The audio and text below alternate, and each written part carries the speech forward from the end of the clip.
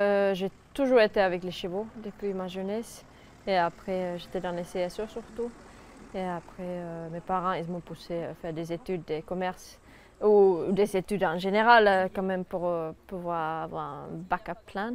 Et après, j'ai travaillé dans l'industrie automobile un tout petit peu, mais après, les mêmes temps, j'avais une société en Finlande. J'ai travaillé avec les jeunes chevaux. Donc, ça me prenait plus de temps que le travail normal. Et à la fin, je me suis dit, je ne peux pas rester dans un bureau toute ma vie.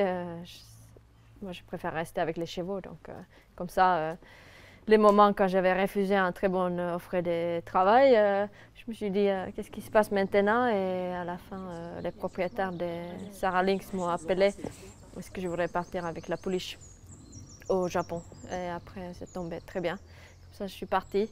Et à la fin, quand je suis retournée en Europe, John Hammond m'a proposé un travail. Et j'ai resté en France. Et après, je suis partie, j'ai préparé les yearlings en Normandie, chez Madame Androut à Radbourgeville. Et après, j'étais assistante chez Francis Gaffard tout son début, quand il s'avait installé. Et après, il savait que je voudrais essayer de faire les Flying Start, parce que je n'avais pas trop de connaissances dans les milieux.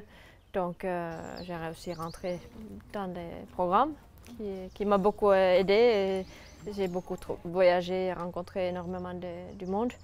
Et après, en rentrant, Nicolas Clément il m'a contacté et m'a embauché pour être son assistant pendant 3 ans et demi.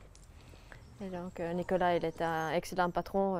Il m'a beaucoup soutenu quand j'ai voulu m'installer. À la fin, moi, je n'avais pas le courage pour m'installer directement en entraîneur, donc j'ai fait du pré-entraînement. Et il m'a envoyé pas mal de chevaux et des clients. Donc, j'ai vraiment eu la chance d'avoir des bons propriétaires dès le départ, avec des chevaux qui ont de belles origines.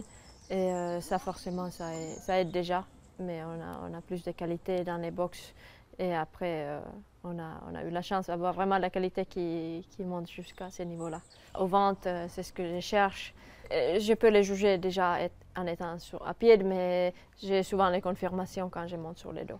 Fierté. J'ai beaucoup aimé son pédigré. Et, je voulais surtout acheter un 2 ans qui serait probablement plus prête à courir plus rapidement qu'en achetant un yearling. Donc, ouais. Après, elle m'a confirmé en voyant quand elle a fait son brise et après, quand je la voyais, son physique à l'écurie. Oui. Elle est grande. Avant, elle n'était pas grande, tellement elle est aussi en musculature. Hein. Quand je l'avais achetée, on fait course par course. Donc, après, son début était très convaincant à Deauville. Elle a fini 2e. Elle a eu un bon parcours et après, elle n'était pas du tout 100%, on n'avait pas préparé très, très dur. Donc après, quand elle a gagné son classe 2 directement après, très convaincant. Et là, je disais que là, elle mérite des engagements classiques. Elle a fait une petite ouverture sur les sables. On a fait les boulots un peu plus importants la semaine dernière sur les gazons. Et après, elle a très bien fait. Et ce matin, je trouvais qu'elle n'avait pas besoin. Physiquement, elle est belle. Elle n'a pas besoin de perdre du poids. On n'a pas besoin d'énerver avant les Dianes. Il faut surtout juste gérer son... comment on dit elle a beaucoup d'émotions aussi. On ne veut pas qu'elle est trop fraîche dimanche. Et c'est ça, elle avait besoin de travailler.